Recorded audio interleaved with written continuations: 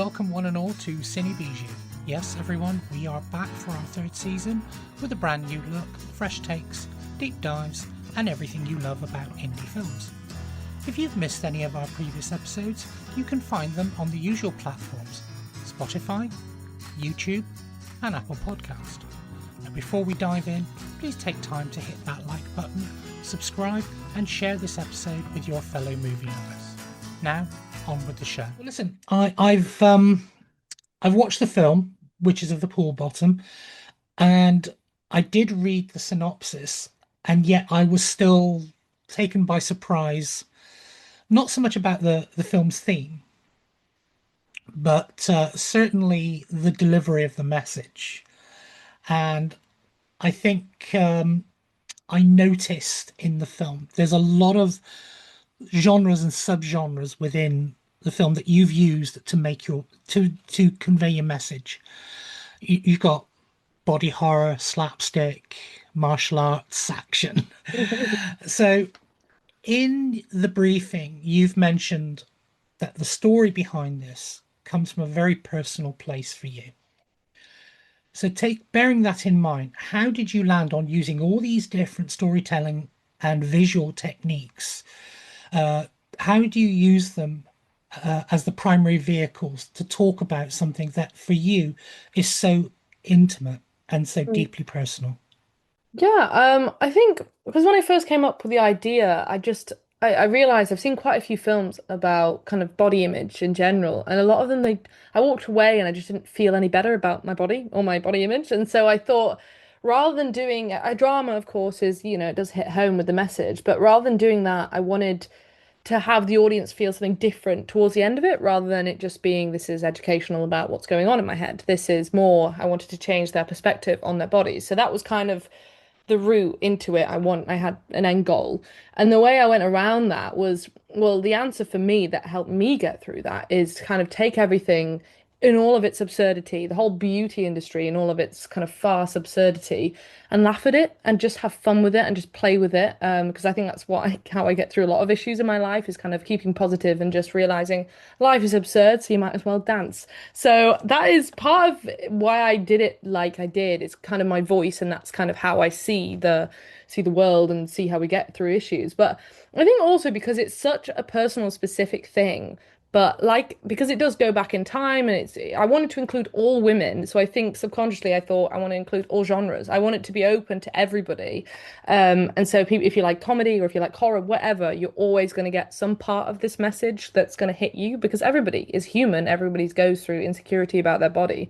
So I didn't want to just limit it to just comedy lovers or just historical kind of period drama. I wanted to mush everything together to kind of I don't know, say that you're not alone. And I don't know, that's kind of what I did. But it just came naturally. I didn't purposely think I'm just going to mush everything I've ever known together. It's just kind of what unfolded so I could accomplish my message of kind of taking everything with a pinch of salt and laughing at it all. I don't know if that answers your question. No, it does. Thank you for that. And it's interesting how you said that about the ridiculousness of life or the absurdity of life. So I suppose bringing in something like, for example, I don't want to give too much away about the film, but there is a scene where Rachel, played by Anja, is firing a machine gun full of, now I couldn't make out what the tablets were, unfortunately, but she's firing these at one of the demons. Shall Mm, we mm. call them demons? And the demon, to avoid being shot, is Irish dancing. I mean, you can't get much more sort of ridiculous than that. But what's interesting again is I've noticed speaking to other filmmakers like yourselves is that to get across a serious message and a hopeful, positive one, genre, genres that don't seem to fit the story are often the most effective. So you Mm. have horror to talk about infertility, you have action to talk about PTSD, and in, like you said, you've by a happy accident have brought all these different ideas together. What is it about taking a very, very real situation out of reality and putting it in that scenario? What is it about that makes the message more receptive to your audience? That's a difficult question. I think when I don't know, nobody likes to be preached to, and nobody. And I suppose it's what can bridge you between getting the message, but not, yeah, not having it preached at you and also enjoying the process at the time. Because if we're watching a presentation and somebody's talking about body image and we're not enjoying the process, we're not riding the narrative, we're not going to come along for the journey. And I feel like it's more like lots of people when they're giving a speech, they go more with story to hook you in or kind of imagine you were doing this and blah, blah, blah. Because as humans, I think I know we buy into stories, we buy into rather than just statistics and just facts. I don't really know the answer to it, but it's a really good question. It's just, especially with comedy and difficult kind of situations and themes, nobody wants, a dark film really about body image. Nobody wants that. I feel like it's such a difficult topic by itself. It's not escapism because you're still hitting the nail on the head, but it's just an easier gap as humans who want to be part of something and be part of a character. And I don't know. Yeah, it's a very difficult question, but I think that's it. I think as humans, we don't want to be preached it. We want some kind of journey, and I think that will help us on our own inner journeys and our own kind of revelations ourselves. And if it's a comedy or if it's something that's not tied exactly to the kind of heavy weight of the subject, it's easier to get Mhm. involved in that. I think that's what I want to say. This film is a very visual film. It's a very sort of physical film. There's no dialogue here, but there's a lot to be said. There's a lot being said and conveyed. So for Anja Cilia, this was an opportunity for her to star in the film and to get involved in something a little bit more physical. She was basically to dive into some heavy stunt and movement work for this role. How were you able to choreograph scenes like the one we mentioned earlier with the machine gun firing at the Irish dancing demon to ensure that the absurd action that we witness still pushes the story's core theme forward? Yeah, I think partly it was such an incredible team that I had. I did have a choreographer who specialized in UNESCO historical dance, so that was helpful. And then we had an amazing fight director, Jack. But I think rather than it just being kind of, yeah, like you're saying, rather than it just being random action for the sake of action, it all has to lead back into the theme. And would she believably do this if she was, in this situation? So part of that, who sells it is like you're right, Anya. She sells it because she had to dig deep into the character and she came back and she said this was quite a cathartic experience because so many females go through this, and she finally was like fighting her inner demons, and so it came very easy to her. So she sold it very easily with the kind of anger and the rage around the stunts, and we believed her. But like you said, it wasn't just an action for the sake of it. It was all fueled from her kind of action going on in her head as the character and actor. And I think everybody else on the crew was on the same page. They understood the dynamic mainly between the three women and her because they don't want to kill her. They don't want to fight her. They're kind of almost just playfully having fun because you can't get rid of them. You can't get rid of the insecurities. So yeah, it was mainly her that sold it, and we believed her as she would do it, and she would do it like that, with her machine gun. Yeah.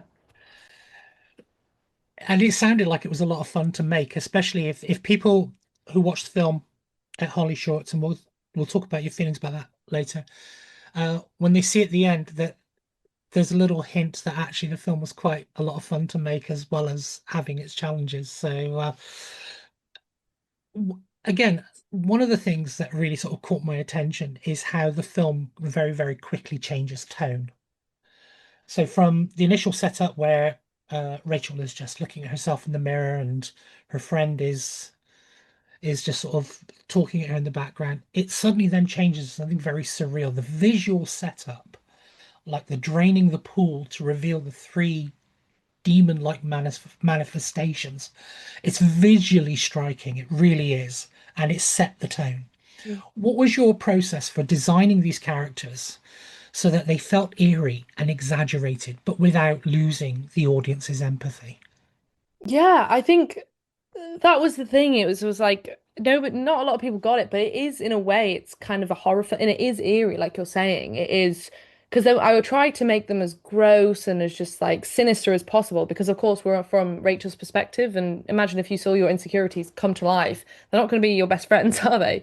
Um, so I think yeah, I think but it naturally, I tried to set up kind of inklings of the strange tone at the beginning, and it naturally progressed. Um, but no, setting up the witches, but still, I don't know. I feel like the way we can empathize them, it's not from a physical thing, which is interesting because usually, with characters, we like actors who are nice to look at in many scenarios. But with them, like I made them as kind of grotesque as I could, but it was more the actions that we liked. We liked the facts that they're playing around, they were dancing Irish jigs, they were just having fun. So it's more the actions which made us hopefully empathize with them. But at the same time, we're drawn with Anya because she hates them, blah blah blah. So it's two sides to the coin there. But no, I'm glad. I'm glad. Yeah, thank you for the compliments on the visual side. I don't know how we decided on that. I think, to be fair, the empty pool itself is always going to be a cracking set. Like it will, the contrast between those red costumes, thanks to the costume designers, it will always look very out of this world and cool. But what I wanted to do was keep it still grounded in reality. And yeah, I think it was just a natural, like if yeah, anything's going to look great in an empty swimming pool. And I feel like I think the simpler we kept it, the better. Although they do change costumes and eras and everything, because there is very few characters, very like as no barely any dialogue, and I think we tried to, or not Wes Anderson to an extreme, but we tried to keep it very extreme color palette, just to really contrast. Otherwise, if they were in blue, they would just blend in, obviously, to the pool. So I don't know. But again, it's like one of those things we could have made it more kind of natural looking, but at the same time, we wanted to dress it up and put another, I don't know, heighten it even more, which in a weird way made it, yeah, less preachy for the message, I'm guessing. It helped because you really didn't expect it was going to be about what it's going to be about. I'm hoping. Um, Now, when we talk about this film, I mean, we could talk about the visuals and the action and the comedy and everything. And there's a lot of comedy in it. I think people will get some respite from the darker tone because it changes very quickly. But the message is always going to be there. The core message about cultural pressures and the need to be perfect or to not be judged. So looking at watching the film, it becomes clear by the end that Rachel isn't just fighting three demons or even zits, unwanted hair, or anything like that. She's actually fighting a very real pressure to be perfect. Now, bearing that in mind, what do you hope young people, especially, because they're the ones who really do feel it the most? What do you hope they'll take away from watching Rachel battle these physical manifestations of her own insecurities? Yeah, I think when I was making the film, because I only wrote it when I was 17, so I was kind of on the cusp of coming off of that whole growing up, adolescence, everything feels heightened and it's the end of the world if you've got a pimple or anything. But I feel like I wish I watched a film like this when I was 17 just to kind of help me get through that process.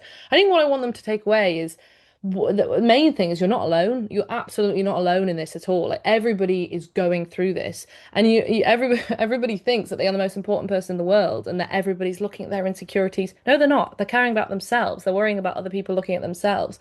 So I think part of it is, yeah, knowing that you're not alone going through this and feeling also you can talk about it. Absolutely talk about it. And that's what was so great about the set. It opened up so many conversations between the actresses and the crew members because it wasn't taboo anymore. It was just kind of get your hearts out and just talk about it. And it really kind of was it a problem shared is a problem halved. It just makes you feel, less of isolated with these problems.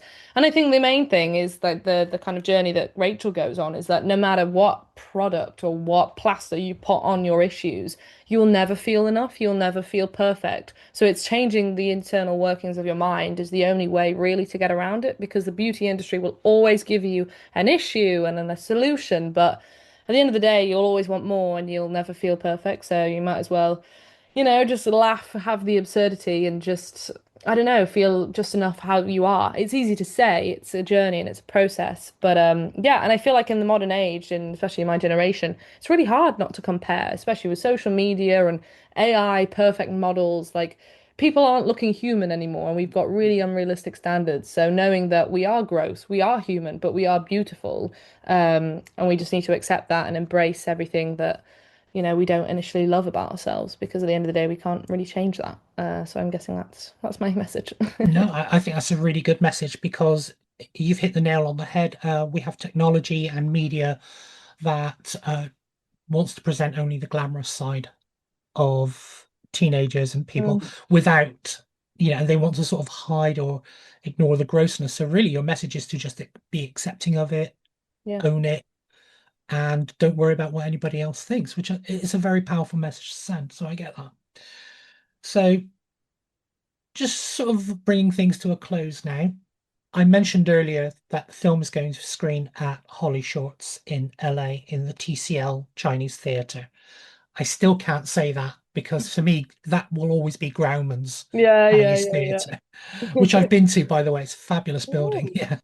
Um, fun. Mm. so congratulations on getting it screened there and also you've been selected for the Bolton Film Festival, is that right? I have indeed in October, Wow. yeah. So what's it been like for you, the prospect of having international audiences watch and react to what is basically a very uniquely British story?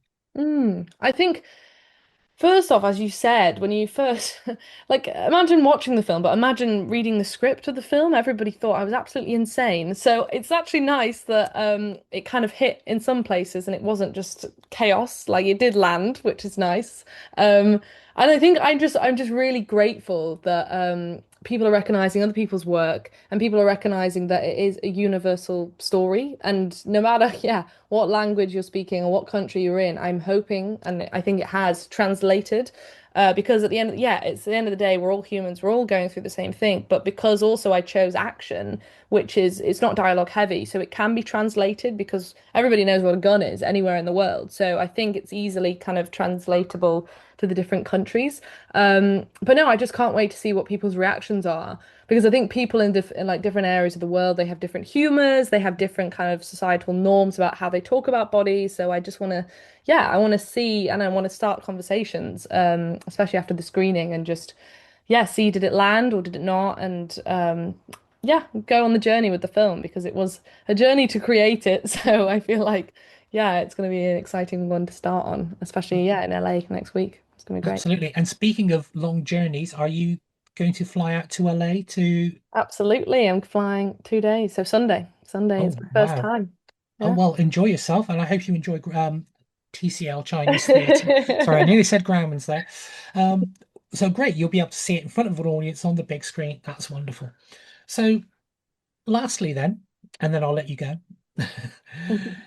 I understand you're currently developing a debut feature with Channel 4 Skills.